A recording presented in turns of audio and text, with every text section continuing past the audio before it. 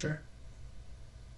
So, today, first ever podcast brought to you by good old Velocity and myself, Joey Slayer 19.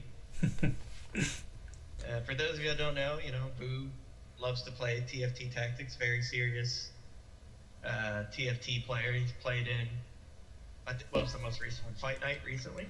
Yeah, that's correct. I played in Fight Night Rising. I've hit two accounts into Master as well. I was working on my third one before the mid-season update. Didn't quite get that one into Master, but my two Master accounts are in one's in NA and the other one's in Oceania. So Yeah. And I've only played in NA, unfortunately, and I peaked at Diamond 197 LP or 90 LP like twice. I think twice. I got super triggered. That's another story. yeah. Lately, I've just been playing a lot of League of Legends in my spare time when I'm not, killing myself at work. But, with all these changes, Boo and I, not much has changed since COVID. But Boo probably had a lot more time to play Teamfight Tactics now. Yeah, definitely. So I've been playing a lot of TFT, in my free time. So I feel like I'm pretty in tune with what the current meta has to offer, what the last meta did offer, and I guess we're going to discuss a few of those topics as well. Right. So the meta in 10.14 patch before, right? It was basically Dark Stars and then everything else accordingly, right? Yeah, so 10.14 was kind of an interesting meta. I feel like a lot of the higher elo people than myself really, really hated patch 10.14, and it also had a lot of, maybe not a lot of, but a decent number of hot fixes. There was one that went out the same day the patch went out, which was the Syndra fix. Syndra went from 65 mana to 40 mana, and they kind of realized how much of a mistake that was real quick, and so the hotfix for that went out actually the same day. So then that was nerfed the same day to 50 mana, which has actually been a lot more reasonable. Just the one time where Mort Dog doesn't have anything to do with it, all hell breaks loose. Yeah, Imbalances all over the place have came and ruined it. yeah.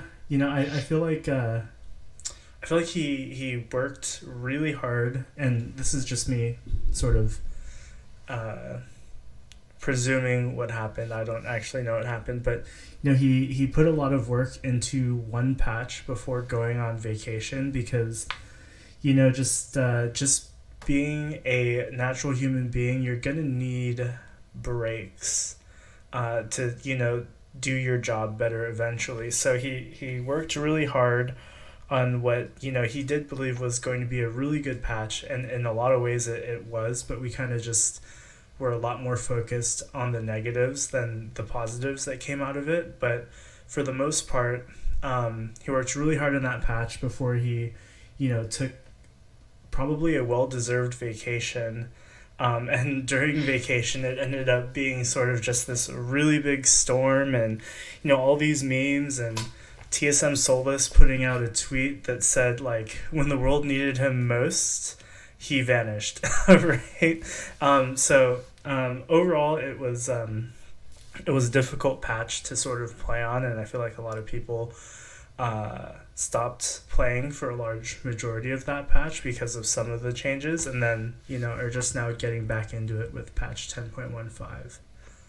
Right, which I plan on playing some more since I haven't really played at all since set 3.5. I don't know why they call it 3.5 since it's been out. I maybe played collectively 10 games since it dropped in like what 10, 13, 10, 12. Yeah, the Yeah, I played collectively 10 games. The mid-set expansion was meant to, I think, be termed 3.5 because you have a lot of the same units from set 3. There was a lot that was removed. They added new synergies and units, and so it's kind of a new set, but they just expanded a little bit on set 3 instead of giving us a brand new set. At least not yet, anyways. Yeah. So with 10-15 coming in, right? Anything that stands out to you, or anything meta shifting change? The patch has only been out for a few days now. It just dropped on Wednesday. I think it dropped Wednesday. Yeah. Mm-hmm. Correct. And I feel like with any new patch, the really broken comps haven't really been discovered yet, at least as of a few days, but that might change and evolve in like the next coming week. Someone's going to figure out an exploit or something really, really broken, but as of right now it just feels like people are playing like a lot of different things. I feel like the most dominant comp as of right now is Astro Snipers because people are running a lot of it. It feels Astro Sniper's been a pretty good comp since this set came out. Yeah, it kind of got nerfed. I think it was kind of like subpar, and I think it got buffed a little bit and hasn't been touched since then. Yeah, no, I agree with both of those points. It fell off in 10.13 was when we had that weird you high rolled Jinx at level 5 or you high rolled Vayne at level 5 and you fit in 6 Cybernetics or 6 Rebels or Brawler Blaster Jinx and basically you were going to top 4. That was when Astro Snipers fell out, but now they're kind of coming back with some of the gen buffs and stuff, so it's pretty exciting to see. The comps seem to be pretty flexible. Do you believe Dark Stars has fallen off as the number 1 comp to abuse? That's a good question. So I want to say I want to say yes and no. I feel like if you still wanted to run Janna and Xerath, you still could, and it's still pretty strong. You could still run Bloodthirster Shaco, and even that is still strong. So, but it doesn't feel like a definite win like it did in patch 10.14. Yeah, because the only Darkstar unit that got really nerfed per se was like Jarvan and Xerath here. And Xerath didn't even take much of a nerf, really. Yeah. Actually, it was kind of like, they nerfed 50 HP and changed his starting mana to 20. Yeah, so it's one less one more auto. Xerath is firing, he's firing. He doesn't stop. Yeah, no, I agree. That's definitely true. When there's a 10 mana nerf when you start a fight, it really just translates to one more auto attack before you cast. In late game especially. Right. So I don't know, when there's a nerf like that, I wonder how big it actually impacts how the rounds go. Yeah, I was gonna say Xerath is I think since his release has been very interesting. I agree, and we had that really broken Darkstar sorcerer. Yeah. No, definitely. We had the really, really broken Darkstar patch back in set 3 also. All the Darkstar abuser that. Yeah, same. Except I was playing it the patch before when it was cool, where I wasn't getting flamed for it. But then Lord forbid everyone starts playing it.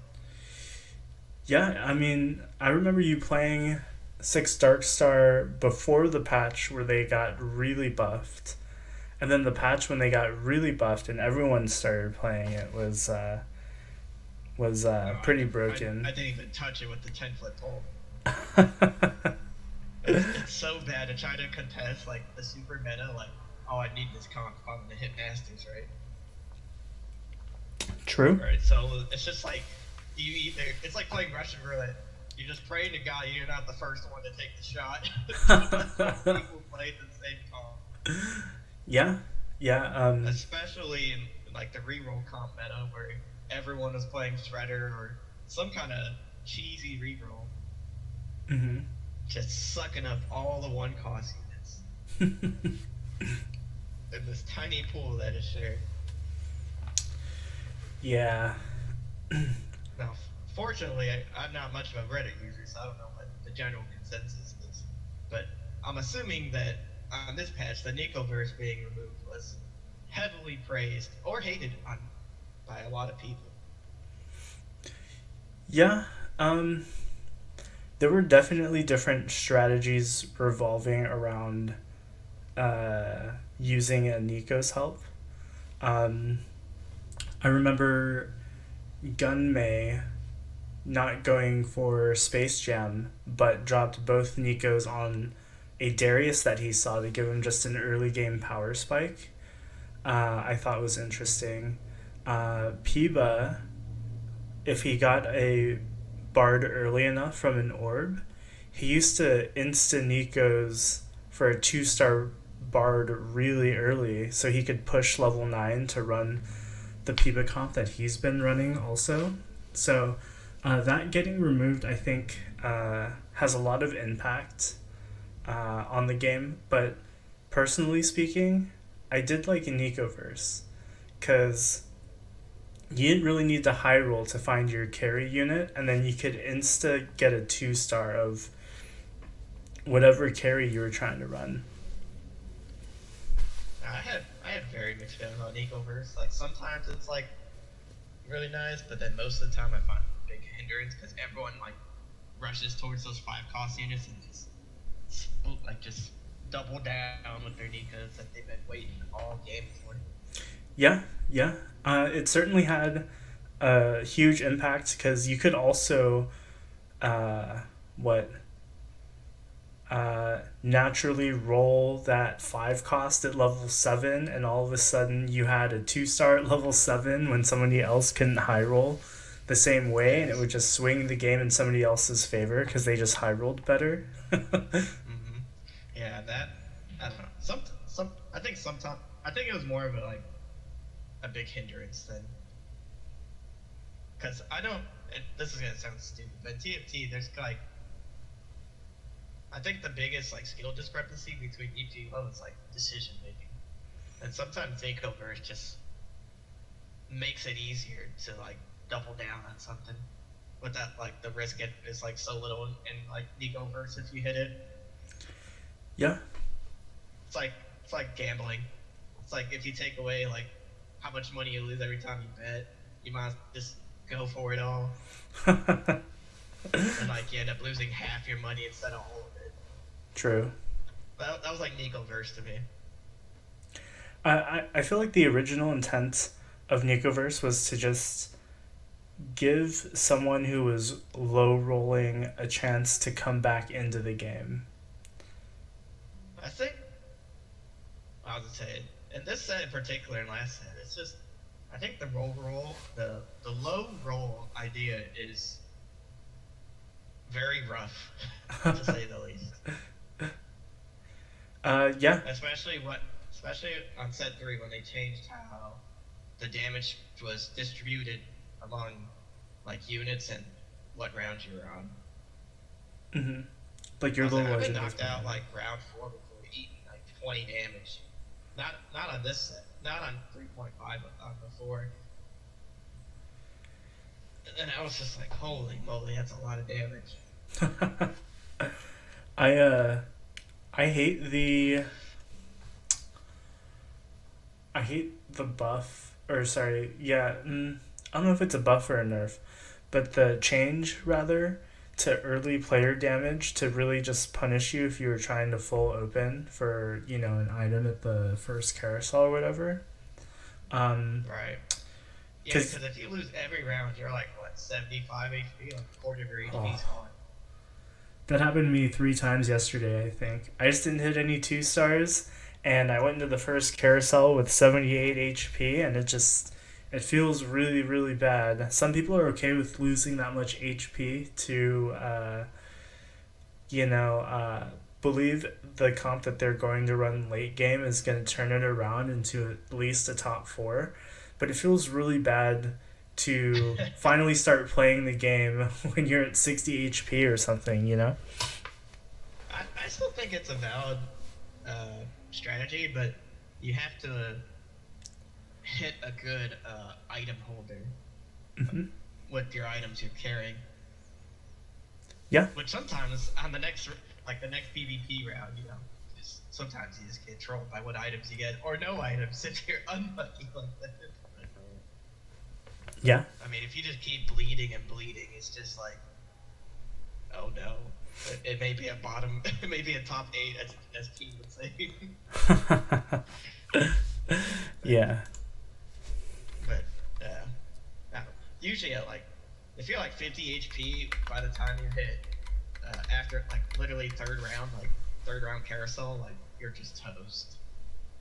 I don't see it like the lotto and what you're needing.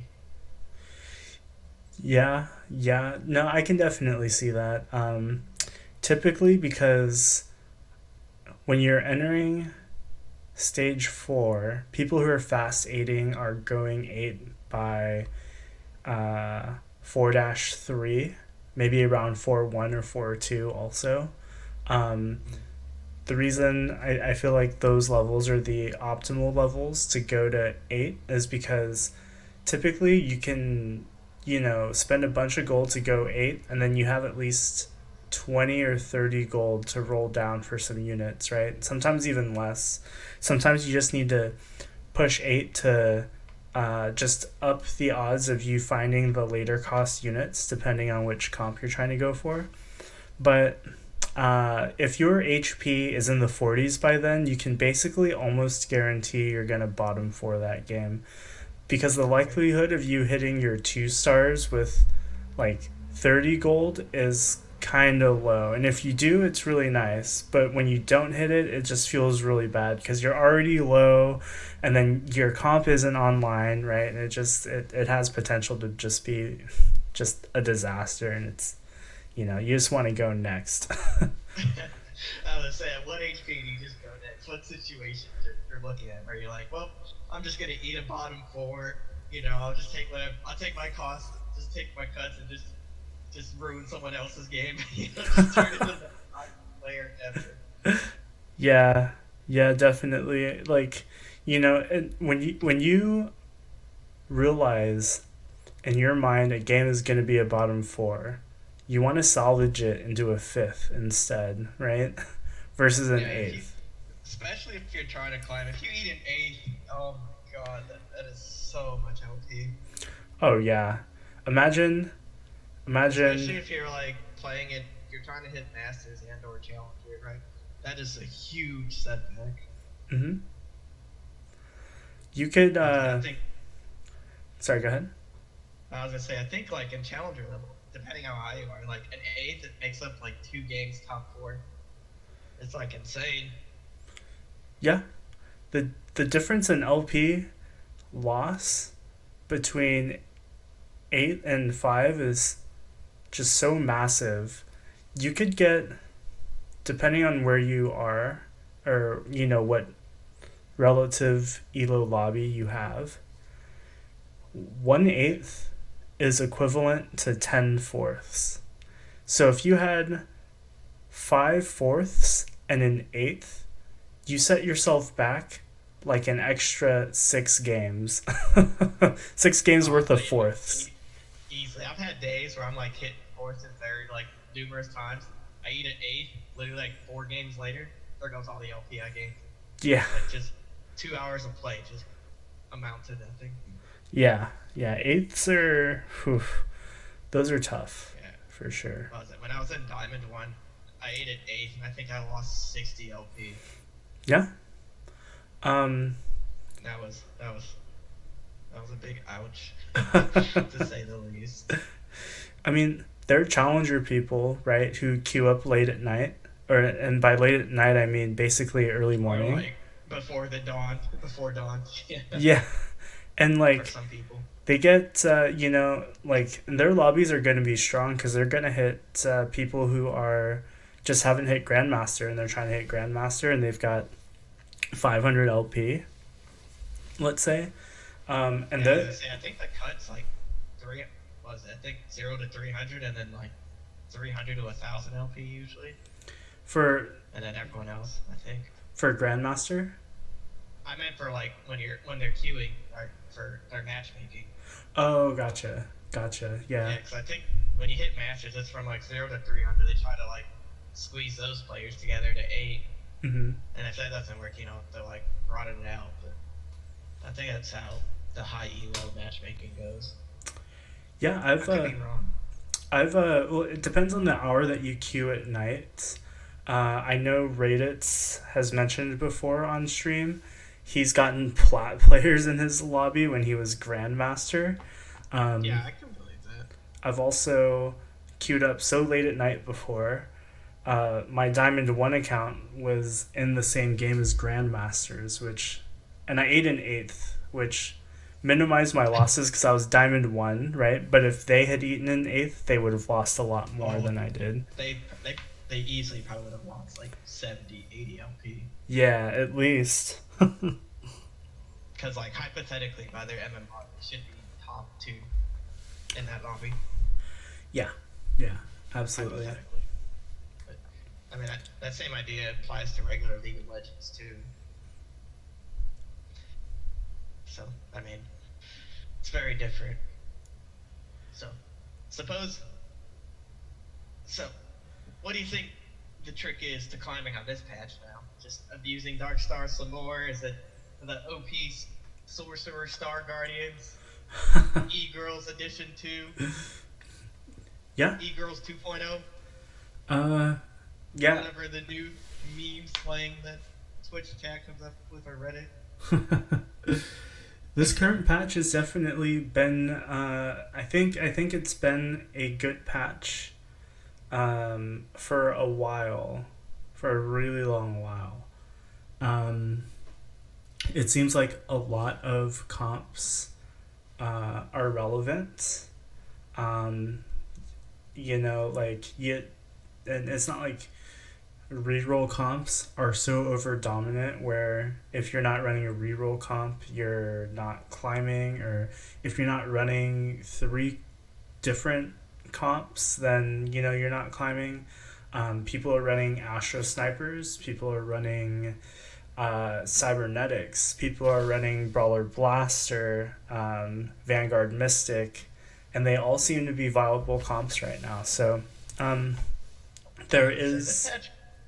This patch kind of reminds me, like, back in the second patch, where, like, there's a lot of good comps, but you can see that one comp beats the other, one comp beats the other because of, like, what they got going. Mm-hmm. Absolutely. Which kind of makes me hyped to play again. Yeah. Besides, I'll probably be hard stuck for a while, just because I'm out of practice. There are comps for sure that you just know they're gonna beat your comp no matter what, right? I think historically Cybernetics will beat Darkstars. Especially if it's like a 2-star echo. Mm-hmm.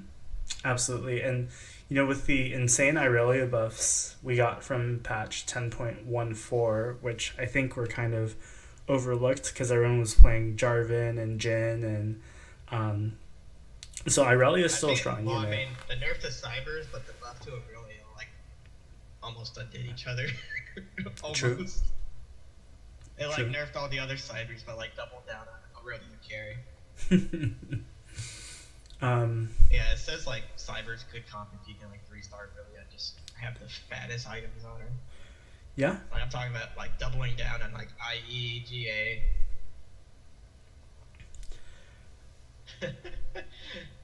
But I, I, this patch I haven't played yet because I've been more interested in regularly, like I said. But seeing like the Master Yi buffs, it's maybe Bang Bros will make a comeback. No Yasuo buffs, but Yi buffs. Yeah. They Um, were those are I didn't think about it until now. It's just like, oh, these are massive on the general stat Yi buffs. I've gotten some Bang Bros in some of my games, and Because I mean, it may look small, but like when Yi's armor goes up 20 and 15 points respectively, armor and MR, like that's massive. mhm. Like I've Yi has a base armor of 50. yeah, I've run into that comp, and when you're contested, it's one of those. It's like mech. If you're contested and you do not 3-star Yi, then it's probably not taking you to top four. But if you hit 3-star Yi, there's a pretty good chance that you win the game with the right items. Yeah, regardless. I mean, it's almost like regardless of item, as long as like either Yi is tank or he's like doing massive damage or a little of both. Like Yi's just an insane unit when he gets buffed like this. I agree. He's dominant for sure. I mean, when we played at 10-14, I played Yi. It's just like this was pre-buffs. I got top four in plat elo. That should not be happening. And no kale. This Yeah. is a time where there's no kale either on top of that. Yeah, man. It was, I don't know. I think it's gonna be wild. I still think their stun units are a little underwhelming. Like obviously, Space Pirates were a group of them, but I think some of the early Battlecast ones, like Alawi and Kog'Maw and Nocturne. Is Nocturne one of them? Yeah, Yep. Nocturne in particular. I think they're kind of underwhelming. It's a little unfortunate, I think. A lot of the units from the mid-set expansion and the new Synergy Battlecast um, has been very underwhelming. The people who play Battlecast early, and then you pivot out of it into Jinx or something. Um, Yeah, that's what Saint Vicious was saying. I think last time when I was watching his stream, he just kind of use it as like as a crossover, or just something to use so you just don't get yourself killed accordingly. yeah, definitely. I think like that's over how many units? That's like a good 6 units that just basically aren't getting used, and they added 14 new units with the mid-set expansion. So there's a decent amount of units that basically just don't get used right now. Um, I really think that I actually don't know how I feel about Battlecast. If I'm being I completely think honest. I think Battlecast, in my experience, that I've never gone full 6 or 8, except I've never even seen 8 until the game that we played on 10-14. What I think that guy got second, but it's just like it looks so powerful on the board, but when you go against it, it's just like, wow, is 6 of them really that bad in comparison? Because like sorcerers, just at that point in the game when you get 6 of them, sorcerers are just, I mean, just about anything in front of sorcerers is being ruined if you're not running mystics. And then what was it? I mean, your big carry in Battlecast is like what, Victor and Urgot. Yeah, depends on where you're going. I've seen reroll battlecasts work if you reroll for 3-star cog. 2-star cog won't do you Yeah, but justice. it, I think since this patch, or like since the start of this set, if you do reroll Battlecast, most of the time they pivot into like Brawler Blasters. Mm-hmm. Usually, and if you get like a Battlecast spat, then it could actually be like top one. But Yeah, this was like when it was first released. I saw Robin Songs play a game last night where he hit 2 Battlecast bats because that's what you need to hit 8, right? Yeah, And he won a game, right? Played Blitz, Ezreal, made Gnar a Battlecast also. So he was able to fit in Brawler and Blaster, right? and it can work, but you probably need 8. Yeah, but I think which is why I like high elo TFT too, because sometimes like the creativity they have with Spat is like so mind blowing sometimes. True. Like in that instance, like most players would not bother going 8 Battlecasts and pray to God that it's enough to win the game or even top 4.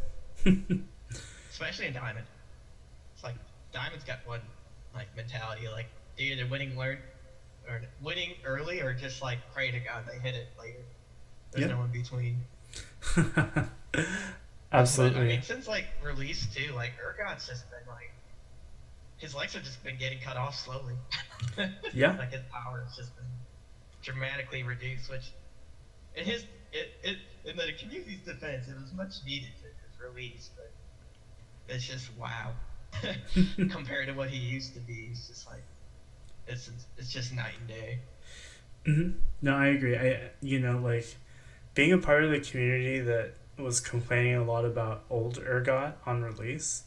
Urgot with blue buff, if he's level 2, you might why even bother playing? Yeah. That's just how I felt. So I mean that instance alone like really discouraged me too. Besides that, like I had a big like burnout from playing TFT. I mean, on release, the only thing that stopped Urgot was going to be a Trap Claw. But the odds of your Trap Claw, because it only procs on the first ability that hits him. Yeah. So a lot of the times, your Trap Claw would never defend against an Urgot ult because something else was going to proc it before Urgot was going to ult that unit, right? Yeah. So, I'm very thankful for the change that made GA protect you against Urgot ult. Like, that's one of the most agreeable changes I've ever felt about set 3.5 was that GA does protect you against an Urgot ult. Yeah, they made that this patch, didn't they? I think it was. Or was it last patch? I think it was 10.14. Yeah, that was 10.14 had some good stuff with it too, like the negative HP being like accounted now, so you're not like first out bottom 8 kind of instance. Because someone else ran and you didn't. Yeah, it's a little extra money to have a little more running room. Yeah. Which I'm sure that was heavily praised. Oh, for sure. Either way, but I really like that change myself. I did like it until, was it 3 days ago? Oh man. So here we go. The boomerang story. It's important to really understand how this new tiebreak thing works, right? And once I understood how it worked and the reason why I ate a 5th instead of a 4th really pissed me off. Because you had more negative health, right? No, it was actually okay. So this is how it works. You have HP before a round starts, and then you wait for combat to end. And once combat ends, both players take a certain amount of damage. And if more than one player takes negative damage in the same round, where many people get eliminated. The HP difference, right? Right. So it first goes by negative HP. So the person who takes more negative HP is the person who places lower. That makes perfect sense. Right. Tiebreaker, right. But there's an instance where you can take the same negative HP. And if you take the same negative HP, the other tie-breaking decision is who had more HP, right, going into that round. But if you were both tied, then it's randomly selected. Right, yeah, I was going to say that in the very, very rare instances when you're both tied, after that, then it's random. So I was in the rare instance where it was a 4th or a 5th, We had the same negative HP. We had the same HP going into that round. So the person who placed fourth was randomly selected, and I ate a fifth because of it. Hey, unlucky, man. Unlucky. Dude, that was There's so no other unlucky. way. In the same game, I low rolled second pick at carousel because of tied HP. So imagine if I had finished my blue buff that game to basically win one more round in stage one. I would have maybe had one more HP than this guy, right? And then I low rolled a fifth. So Yeah, but I think that instance is maybe 1 in 100 games that would happen. that's true. So I mean, And it happened to me. unless you're just like really, really unlucky and it happens to you consistently, then I don't know if I don't know at that point you're just too special. I don't know how else to tell you. Well, thankfully it's only happened in one game, and that should be the only game for a while. But it felt super bad that it happened to me. Like, if you're the guy that got fourth from that, you're really happy. You're like, yeah, yeah, I high rolled. But when you're the guy that you low rolled, it feels really bad. Right. Yeah, but I mean, I still like the changes way more than what it used to be. I Because agree. I don't know if I ever told you, it was on set 3. I think it was like one of the last patch when I played in the CCL tournament. Mm-hmm. I think it was me and 3 people got knocked out on the same round. But I was the healthiest, by the way. I was the healthiest. Mm-hmm. But I got knocked out first, and then another person, and then someone else. And that person that got knocked out last got fourth and advanced to the next round. And I was like so triggered. Yeah. Because I ate a 6th. The guy shortly right after me ate a 5th, and then the guy that got knocked out last round got fourth. But I was the healthiest of the 3, which was like, oh, this is so lucky. Yeah. Especially when I was playing a lobby where everyone's like, if I remember correctly, everyone in that lobby was a master, like 0 LP player except for me. I was like, diamond. I was just like, what the? How did I get in this stack to lobby? It's just like mind blowing. True. It can happen. I've only advanced once in that tournament in the time I played. It was the week before Set 3 was released, when it was like you, me, and like 5 other people. That was it. That was like the only time. The other times I'm like trolling half the time, and I like don't get out. That is what it is. I don't know why in tournament I'm super unlucky, but in solo queue like I do all right. Yeah. I mean, It's just like I'm a big choke player, I guess. I don't know.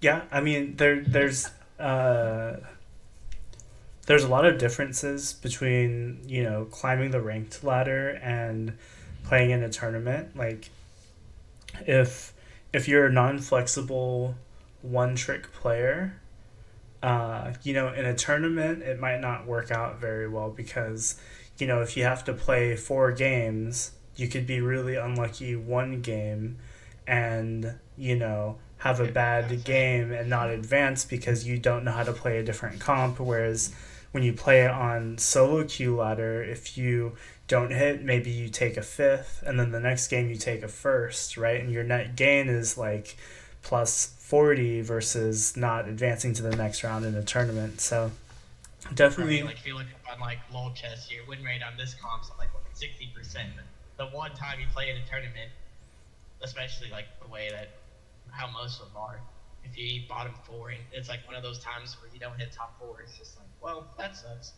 Yeah. Next. absolutely. The only good thing you can take away from it's like, well, at least I don't lose LP for eating bottom 4. That's Yeah, it was just a normal that's game. the only positive twist I could ever take away from it. It's like, I trolled. I tried. I didn't lose LP. Go back to solo queue, whatever. Yeah. Solo grinding. More True. time to solo grind. That's just how I look at it. But very, very different atmosphere, that's for sure. Yeah. For people who haven't tried it, definitely should highly recommend it. Because I think, there's Elite Esports, which they do to theirs on Sunday, like, I can't remember. It's like around noon in Pacific time, I think. I No, haven't it's played around in their 2 tournament Pacific yet. time. And then the CCL, the Contingent Competitive League, which they do theirs on Friday. Yeah, they do it. I think they do it twice now on Friday, like one at noon and one at 5. Yeah, 4:30 Pacific Yeah, Standard. yeah. So they do theirs twice, which was interesting. But I mean, since I've joined in that community, the CCL one, it's grown quite massively. I agree. I haven't And played in theirs in a while. I think they're playing right now as we speak. Yeah, it's actually there's one that just concluded, and there's another one coming up in about a half hour. Oh, yeah, but I didn't plan on playing it. With how out of practice I am. Other than that, there's really nothing. Oh, I remember. I think they released something recently about being able to buy. I think they were gonna release a new Little Legends, right? The Spirit Blossom Pengu Night one. Okay. I think they made an announcement where you can actually buy the one cost unit, like just the one, like the 1 star. Sorry, not cost the 1 star the Spirit Blossom Pengu Night in the shop, but you can't like combine them to get the 2 and 3. I think that was announced recently, a couple of days ago, by Riot. Okay. Which I know apparently there's been a lot of frustration that the only way to get the units you want is to buy Greg and RNG and God, like RNG Jesus, hoping to be on your side to get the one you want.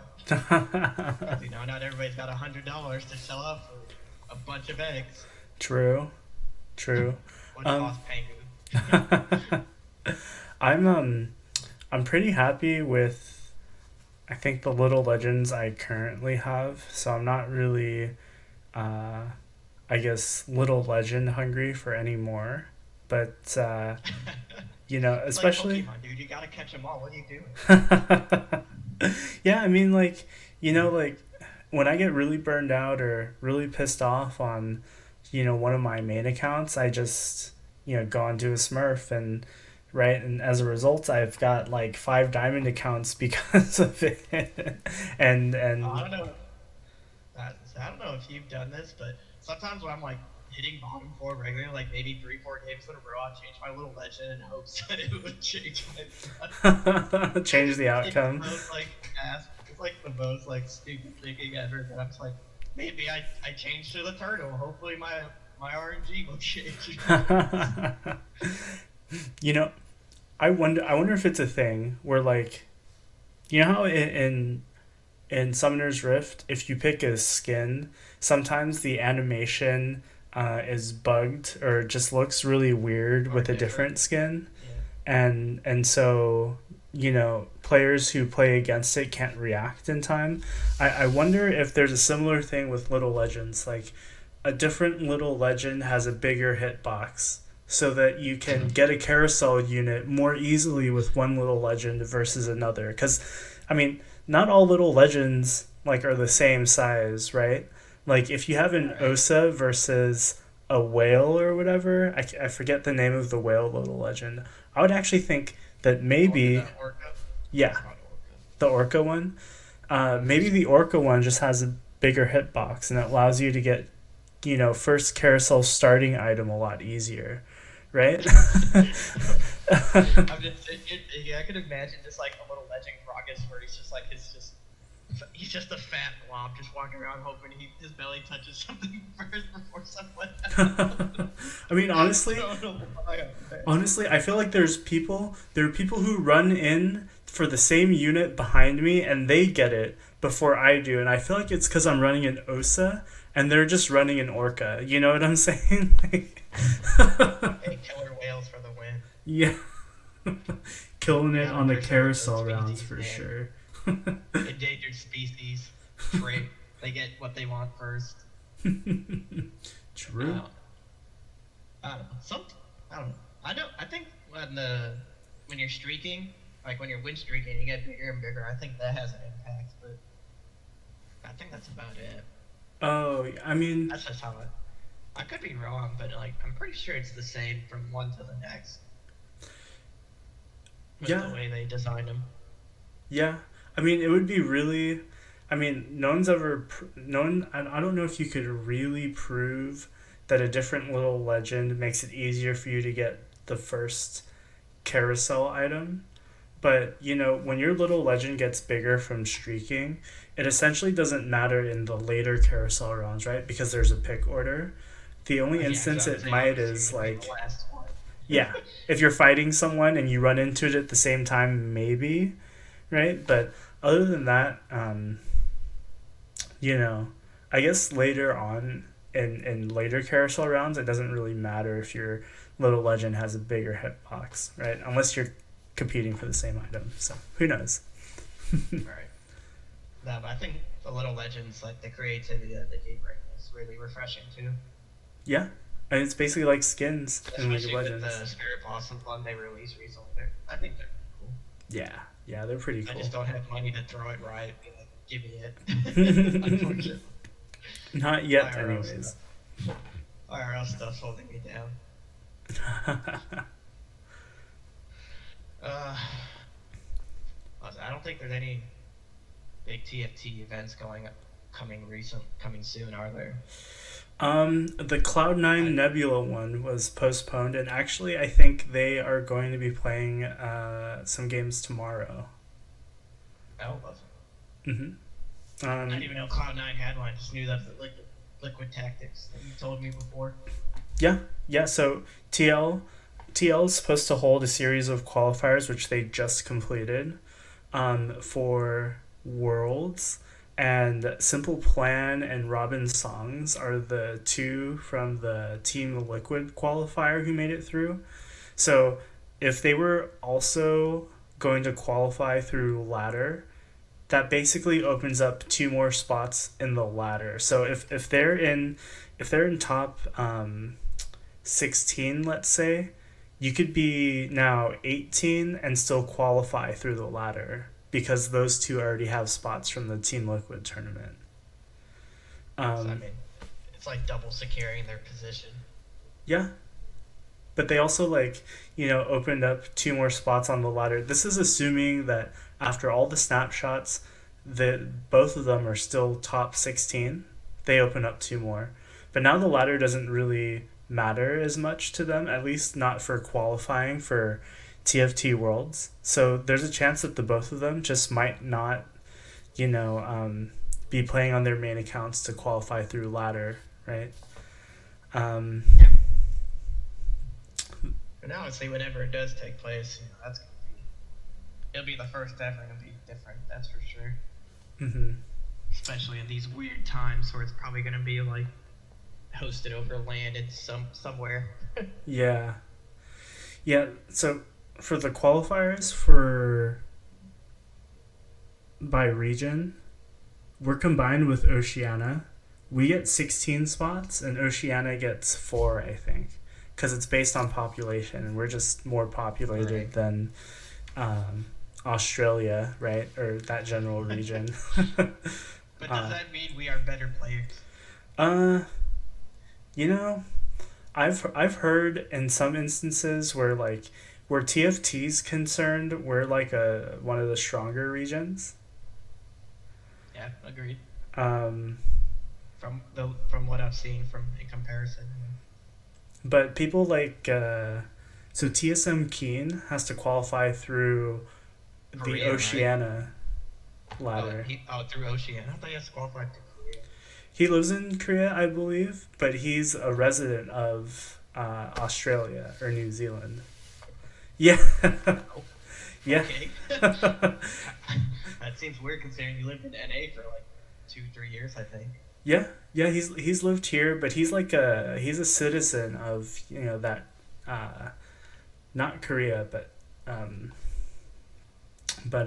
New Zealand. So he has to qualify through either their ladder or however they're doing it over there, even though he's been here for a while and is on TSM. And I think it's because technically when he was a pro player, he wasn't considered a resident of Korea because he never played in the LCK. He's always been an NA LCS player, I believe. Yeah, I actually think he came over from that region. I would have to look it up. I think he came. Yeah, he came from Korea, but I don't think he ever played in the like LCK scene. Or Oh, if okay. he was like on a challenger team where they weren't like they have to go through. To this day, they still have to go through. Relegations Oh, or I promotions. kept wanting to call them provisionals, relegations. Yeah, which speak. I mean for this split, I think one team made it through and one fell. I haven't watched a lot of LCK recently.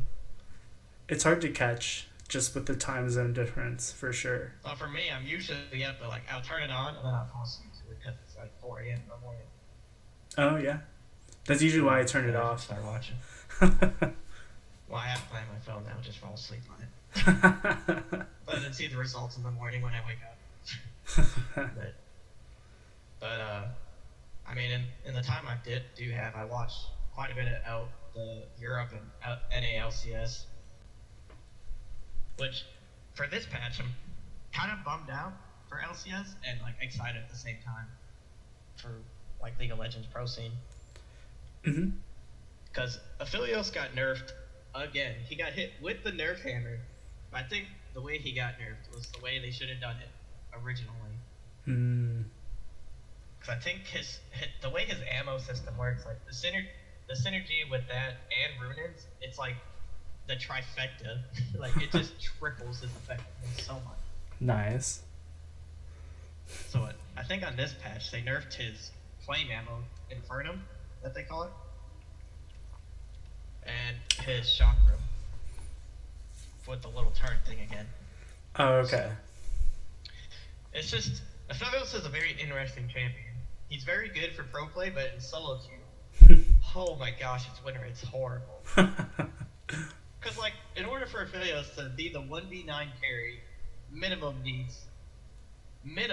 provided your team's not, just bad players, an IE and Runes, and provided you have him like just forever behind as a team. For sure. I mean, the synergy he gets off of those two items is just insane. I haven't played a lot of Summoner, or I've played some, but I haven't played enough of Summoners Like the to closest really. comparison I can make, like how powerful those two items are for Aphelios is like Jinx with her rockets, like her mini rockets. So, but it's just insane. Like, there's huge skill discrepancy too. Like a first-time Aphelios player can be awful, but like somebody who's like played a lot of it, like LCS level, like that champion's broken. Oh, for sure. For sure. It's like Yasuo players. You either got the 09 Yasuo players or the 90 Yasuo players, right? There's kind of like no in between. Yeah. I mean, also like I think Caitlyn will make a resurgence back into I think pro scene with these general buffs. I mean, her win rate it's like what I think a 2 AD increase and 5 movement speed buff, and her win rate shot up like 3%. It's now 53%. So cute. Okay. It's crazy how small changes like that can make a big difference. Like, It's insane. Like her win rate shot up so high, just from 2 tiny changes. yeah. And then I think Braga's getting AP buffs is going to be interesting. Hmm. Now the thing that scares me the most are these Aurelia buffs. Aurelian Soul. So, no, Aurelia. Oh, Irelia. I think she'll make them come back too. Even though the Conqueror nerfs recently, I think she'll make them come back in the pro scene. Yeah. Because like her passive bonus attack speed went up 8, 10, 12 to 8, 12, 16. I've been playing some Aurelia too, and it actually feels pretty good, but overpowering at the same time. By the time I hit level 11. For sure. But Shen got buffed, and Shen's been seeing some pro play here and there, so I think he'll be pretty dominant again as a tank. Hmm.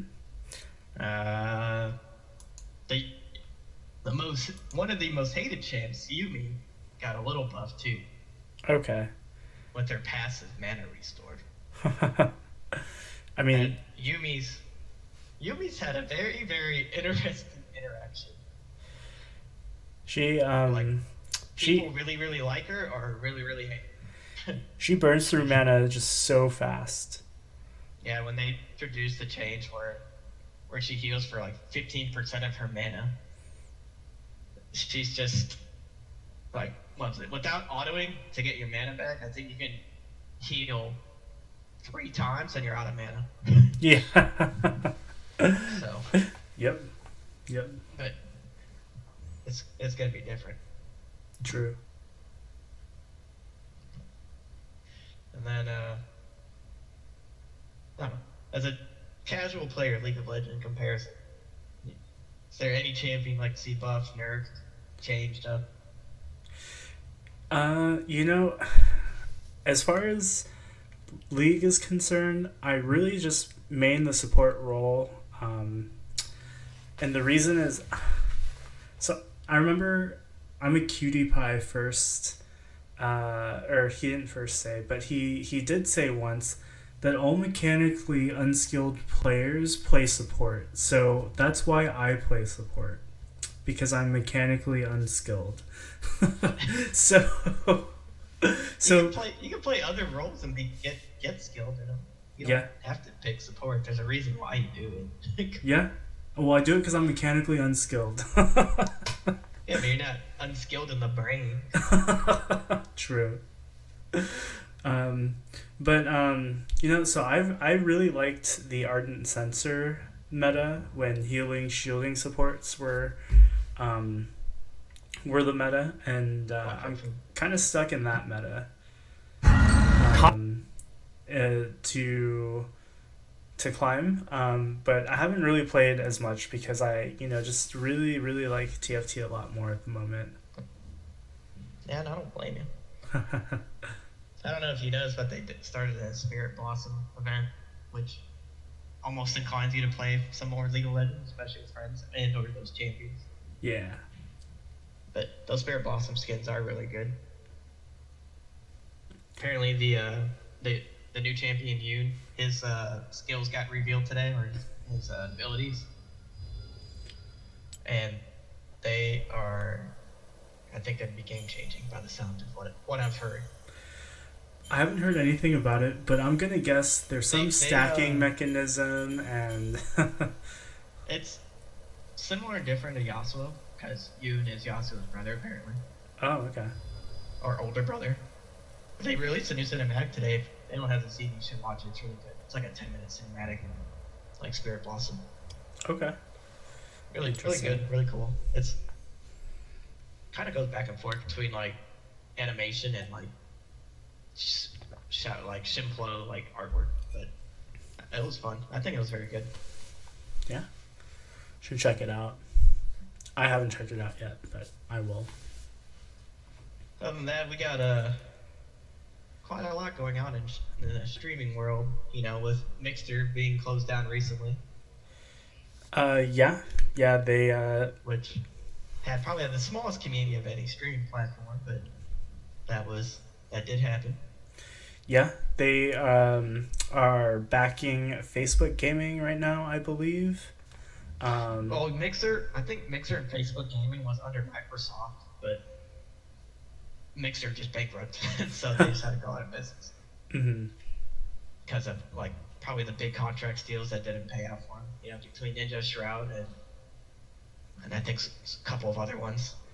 Yeah, true. I mean, Ninja recently was offered, I think, $60 million contract to stream on Facebook Gaming, and he declined it. Oh, wow. Just wanted to go back to Twitch, I presume. I don't know that for sure. No. It's speculation, but I think that it was declined because they felt like the Ninja brand wouldn't grow on Facebook Gaming, or like wouldn't reach its potential, they believe.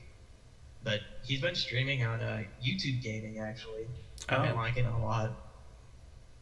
But I think Shroud's going to come back to Twitch, is what people are saying too. Okay. Which people are pretty excited because I think a lot of people believe, especially other streamers, believe that he's just a good natural gamer, like gameplay wise. Oh, for sure. Yep. And if you're a first person shooter player, just about everyone knows who Shroud is. Mm-hmm. Um, I mean, we had some interesting banning recently with Doctor Disrespect and Ascension. Yeah.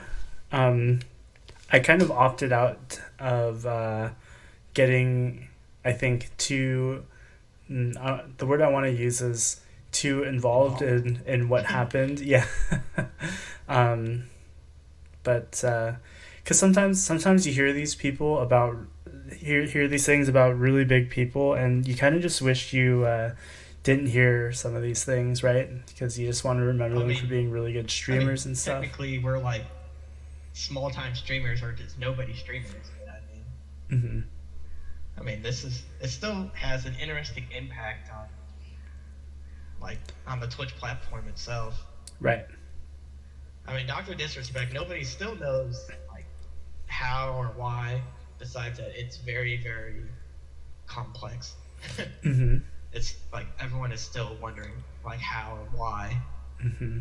But you know, unfortunately for Ascension, that his was really, really, really out there when I was like looking it up yesterday because I didn't even know Ascension was banned until yesterday night. Hoshinshin or whatever. Yeah, Oh, he got okay. indefinitely, permanently banned, Yeah. which I won't say why because it's really, really bad just for the sake of it. Right. Right.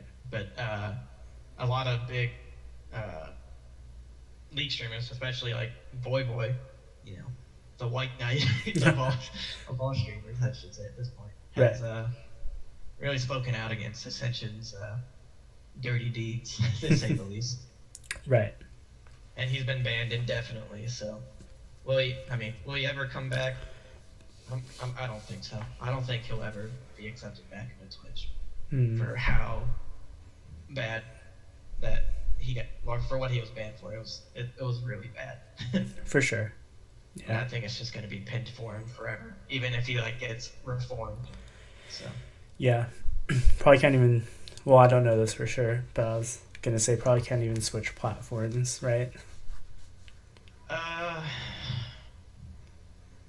I think he can, but I think like he can probably start streaming on them, but how they'll handle it, I think will still be handled the same way, for sure, until like everything kind of like dies down and he gets the help he needs, or how it gets handled through court. Like I said, it's gonna be a very long time For sure. if he ever comes back. Yeah. But I mean, Twitch also started, I guess, another crackdown on streamers too, with since Mixer's been going on. Like a lot of people, like Fuzi for example, has been getting hit with like the DCMA or whatever that is for like copyright music, like digital music or something like that. Right. Like she got, I was listening to the Offline TV podcast, and I think she got hit twice with it for playing like unauthorized music or something like that. Like it's a very shady gray area. Mm-hmm. It's probably really easy to get flagged for something like that because, you want to listen to things you enjoy while you do gaming activities or other things that you also enjoy. And so it's not really something you think about in the background. Like, I actually didn't even think you could get hit with them because Twitch makes an effort to mute areas of your VODs. Right, and which what Scar was talking about. Like, if you ever watch like your own videos, like they'll just auto mute. Mm-hmm. Right. I think that's how they're protecting them now. From like what I've done. Right. But I usually don't get any viewers, so that's another story. But yeah, that does happen. But like if they're on stream, I know like Lily Pichu, I guess Boozley does it, where they would like do covers, and then they would get like slapped for it because it was like, I guess it was improper or something like that. Mm. And there's like a 3-strike one, and Foos is like on her last one. There's no way like the first two ever be forgiven apparently, which seems a little unjust and unfair. I agree with it being both of those, right? You basically commit your life to a platform, which is basically, your living, right? And that... Well, for those people, yes. For us... yeah, definitely. That's what I meant. But you're so committed, and one day it could just not be there for you anymore. So Right. So I mean, like I said, she's like living in like constant fear in the back of her mind because of it. potentially. But I mean, her being part of offline TV, I don't think that's bad. I mean, I'm sure they'll help her out if it like ever happened. Right. Hopefully, it never does. I agree. No, I mean, speaking of offline, I don't know if you heard like the Fedmeister got kicked out of there off of offline TV because of like the mess between him and the roommates. Yeah. My Twitter was filled with a lot of, or I basically saw a lot of it on Twitter. So, also unfortunate. I did get a chance to meet him at TwitchCon though, and just from a person to person perspective, these aren't things you would normally know about someone unless something like this happens, right? Right. Or somehow it just comes out of the shadows or the dark. Right. I mean, I feel like in some of those, like especially more recently that he was in, that you can kind of like see how he was like, which I didn't think about until after like Yvonne and Lily Pichu. Pokey. I was gonna say I didn't see Lily's, but I seen like Pokey's like video about it. It's like I could kind of see it, but I mean, they tried addressing it before, obviously, between themselves, but it's just he's just stubborn, wouldn't change. Yeah. And just had to go to this extreme, unfortunately. It can happen. But on the good side for them, at least Michael Reeves is blowing up in popularity. I think he just hit 500,000 followers in 1 month. I think it was of streaming. Yeah. Good for him, man. Like, yeah, so really creative though. He's definitely out there.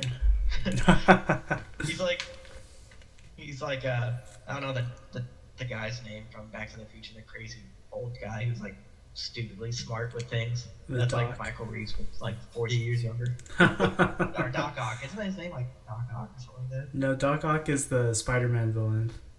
Oh, awkward.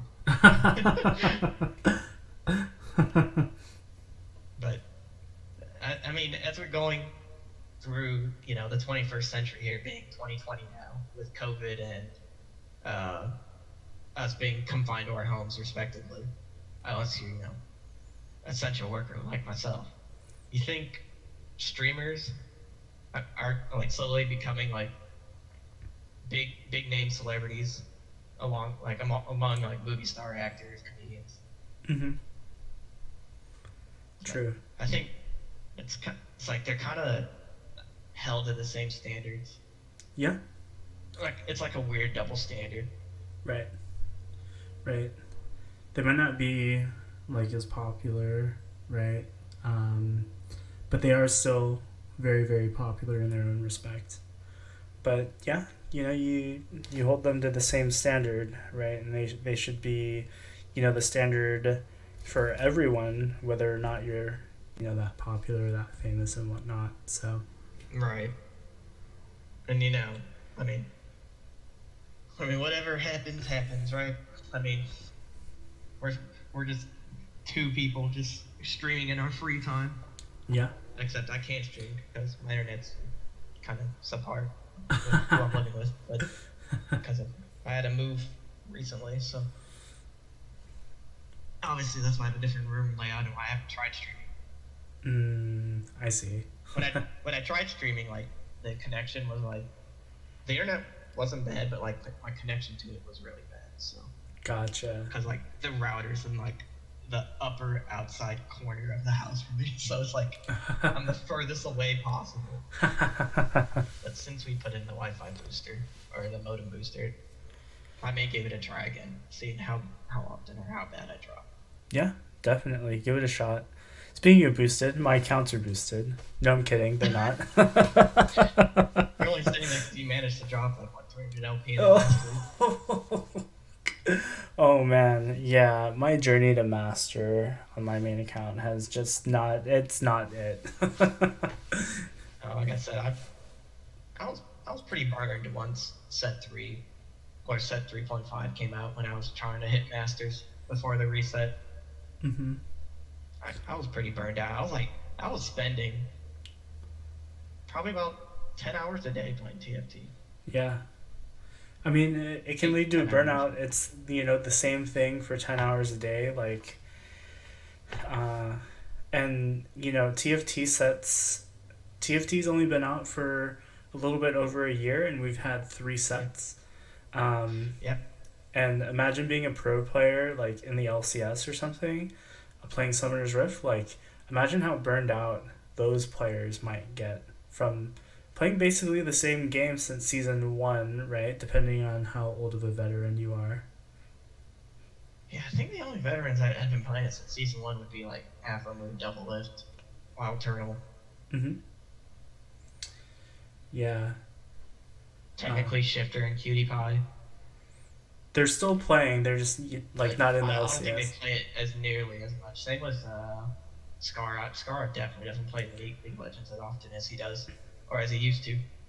Yeah, I actually remember seeing on, you know, in Twitch Rivals you stream. Lemonation doesn't even play anymore. like uh like in Twitch Rivals, you know how you basically stream it and it's like a custom game in the client and it shows you ranks. And Right. Scar was on his account, obviously, and it said Plat 3, which is kind of Yeah, weird I was because saying he with was the like big pro. flag. Yeah. Yeah, because I think Riot's hosting a tournament coming up soon, where it's like a triathlon, Hmm. except for game. I think they're doing, and they're on a team, right? You know, seated accordingly. Hmm. So I think on his team, he's got. By the way, Trick2T's participating in it, but I Twitch think it's Rivals. Scara. I think it's Scara, like C1, and then Shifter, and I think Yvonne, Lily, and Toast. I think it's Toast. Okay. So like the five of them, they're like one team, and they're like they're all going to be playing Legends of Runeterra, and then TFT, and then regular League of Legends. I think in that order. Okay. Yeah. Yeah. You're referring to Twitch Rivals. Is that what it was? Yeah, because Oh, K3 that already Soju had a happened then, team didn't it? and he brought in Ayun, or sorry, Ayu, Kiyun, Milk, right? Milk delicious. Delicious Milk, yeah. Or delicious milk. I said it backwards. But did that already happen then? Yeah. So semifinals were yesterday, and I remember watching. So like, Crowan, uh, oh man, Stunt, Prismal, right? Were all on a team, and they beat Team Amiru, Dyrus's Miru. Like Dyrus' girlfriend's. girlfriend and Miru? Yeah, yeah. I didn't even notice that she even attempted to play TFT, but okay. She's yeah, she was one of the captains, and she brought on Kurum X. Ah, okay. Yeah. So Kurum's team or Emiru's team lost. But they're going through. I think the finals were even today or yesterday or something. But they're definitely coming up for Oh. the League of Legends one. But as you would expect, Soju's team swept for the most part TFT. Yeah, because there are like 5 TFT players, aren't they? Well, he High, low TFT players. the funny thing is he drafted all six TFT players, but he could only play five. So Yeah, I mean, they already got big brains. I'm sure they played some Legends of Runeterra too, though. yeah, I think they did really well in Runeterra, and then they did really well in TFT, but they got hard clapped. And these are Soju's words, by the way. Hard clapped in Summoner's Rift. And you were Right. watching, you could watch some of their scrimmages with other teams, and Oh, they Soju were was just getting like, hammered, I bet. if there's a team that's worse than ours, it's Becca's team. But I think in every single scrim with Becca's team, they just They lost. lost too. It was actually kind of funny to watch. You gotta be good at all three if you want to win it. Only can't be good at two of the three. Yeah, yeah. I mean, Can't be made like that for triathlon. they basically took Runeterra and TFT, but since they did so bad in Summoner's Rift, I think they're fourth or something. That ain't bad. A lot of, I mean, Scar believed that this event was like kind of Riot's attempt to bring more popularity into Legends of Runeterra. Because out of all the Riot games, the Legends of Runeterra is definitely the least popular. I don't see myself liking Runeterra because I'm so consumed with TFT. Right, but I mean, you have tried it, right? Runeterra? Actually, no, I haven't. You actually never tried it? I've never tried it. Just because you've been so engrossed of hitting Masters and Challenger? Yeah, I mean, I wanted to shoot for Grandmaster this set, but I can't even get Master back. So imagine how frustrating that might be, and how much more time I probably spent on TFT right now to even get back to Master. It's just been a little tilting, but you know, it happens. Right. I mean, I think for a card game, you know, Riot's, you know, I'm gonna say first attempt at card games. I don't know if they did anything else pre Legends of Runeterra. That I think the concept is really nice and it's fun, but it's you have to spend quite a bit of time doing it, just like a Hearthstone. Mm-hmm. Except Hearthstone, you can drop some money and get to where you want to be. In Legends of Runeterra, they kind of, I shouldn't say take away the pay to win feature, as silly as it sounds. Mm-hmm. But I think with like, they come up with a system where you use like wild cards or something like that, where you can, based on like the rarity of the wild card, you can like make that wild card into something like a card you don't have if you like. Which is, I personally haven't used that feature because I didn't know that that feature was a thing until one of my friends told me recently. But I haven't opened it since then. So I'm sitting on like 10 epic wild cards and like 8 legendaries and like 8 epics and like 50 generic ones, so I could like craft any deck I want to at the moment. Yeah. But I do like the expedition mode a lot, but it's basically the deck building mode that you play in Arena, similar to Hearthstone. I've always been a big fan of that in Hearthstone too, even though I wasn't much of a card player or Hearthstone player at all. I've been actually, you know, if there's one other game I've been playing a lot of, I wouldn't say a lot of, but been playing more than TFT is Valorant. Yeah, I have yet to touch Valorant. Okay. I do kind of like Valorant. But that's been extremely popular. Valorant to me is just a for fun game. So if I lose in Valorant, so Valorant's the type of game where like, okay, I'm tilted on TFT and I just want to play something new for right now. I'm just gonna jump on Valorant, right? And like I'm basically tilt proof in Valorant. Like I don't tilt like I do in TFT because got the for fun more mentality going now. Yeah, in Valorant, but you know I don't have the for fun mentality in TFT. Yeah. But I think Valorant. I mean, with regular League of Legends and Valorant that Riot has produced, I think, you know, you can reach out to both kind of players. They're very competitive, and then, you know, the four friends, like, I just want to hang out, you know, kind of deal. Right. Which, I mean, in the other games, in the scope of things, I mean, they're pretty like standalone products, or right. Like they manage to like deviate from like what other games have done differently. Mm-hmm. From like somebody like comparing Valorant to like CS:GO, like they're similar but yet different, right? Which is good. Mm-hmm.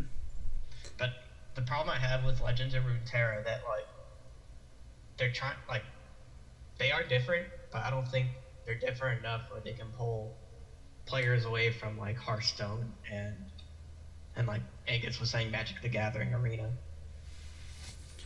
which I don't think they ever will be able to at the way it's going. Yeah. I mean, card players alone are it's a very very small group of gamers in particular too. Just like the TFT players, like we're a very small group of gamers in comparison. Yeah, yeah. Uh, when you're like scrolling down, uh, for a Twitch category of games, and the number of viewers between first and say 10th are just so dramatically different. In the TFT category. Just in any category, but more specifically in TFT, the difference I feel like could be 3,000 and then like 10. You know what I'm saying? Like it's really prevalent, I feel like, in TFT amongst other categories. Like if you were on League of Legends, the difference between first and 10th would be like 3,000 and then like 200 or something. Well, I mean, like, you can pretty much go into any category, like any popular game. Besides like the latest release games, right? You can like pick a category and you can know like what are some of the big names, right? If you go to CS:GO, right? I mean, I can't even think one off the top of my head. I mean, Shroud used to be one of those players before he went to Mixers, but I mean, Shroud was there. Some of the like the pros were probably pretty up there too. Right. And then like if you go to Fortnite, I mean, pre-Mixer, obviously it was Ninja. And then now it's like, what was that? And then like any like FPS shooter, like or Warzone for example. Now you got like I think his name's Jeff the Tatman or something like that, and like Nate Shot himself included because he streams when he's at in his time. Mm-hmm. So I mean, there's some like big names to compete, especially if you're starting out. Right. And then like League of Legends, like you got Tyler One, which he pulls like 5-figure viewers, like usually like 10K. Yeah, at least. And then like the next person will be like I Will Dominate, or depending on the timing of the day. But there's usually like some big names you always have to compete against. Yeah, for sure. In particular in League of Legends. And then I think Valorant usually is streamed by some big names too that I can't think off the top of my head because I haven't like bothered looking into it. But I know like Valkyrie, she streams it. Sykuno streams it time to time. Right. I mean Michael Reeves and those group of people, they do too. I don't actually know who the big Valorant players are, to be honest. It's like in the same idea as for FPS. Like Valorant players usually like they go back and forth in CS:GO and Warzone, and then Valorant, like they're usually like crossed over. From what I've seen. Sure. Warzone's Call of Duty Warzone's pretty unique from the other two because it's a battle royale game. Mm-hmm. But I mean, even some of these bigger YouTube names have started streaming too in the FPS category. Like Wildcat, I think he does YouTube, but he's been doing it. I think maybe he started doing it recently too. So it's just the community's growing. That the big names get bigger, and us small timers are just trying to just exist. Yeah, I mean, I want to hopefully one day stream a lot more TFT, but just it with the hopes of also heightening my gameplay to the point where people are going to want to stop by. But for right now, just small time's okay. Well, this may sound like my own thought. People just look for just entertainment. Like it's like entertainment and gameplay is like 50-50. Right? Mm-hmm. I mean, obviously people go watch Shroud for gameplay, not so much because Shroud's not known to have much of a personality besides. I mean, what little he's shown. Right. And, people watch T1 because, I mean, he's good at the game, but he's also like really out there as a person. Mm-hmm. Just like any of those other big names. He's got both. Sneaky for the same reason. Yeah, Sneaky, same thing. I mean, Disguised Toast. I mean, he may not be the greatest player, but he's not a bad player either. Right. But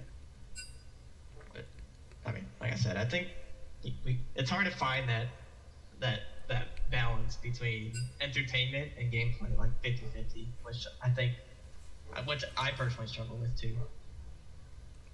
It's hard to focus on both. Just getting out there. It's hard to focus on both, right? You're either completely hilarious and you sacrifice some of your gameplay for it, or you're hard sweating gameplay, but you're not The very sweatiest entertaining. gamer of all Yeah. time. Like I think a lot of the top rated TFT players, Kurum said it on stream as well.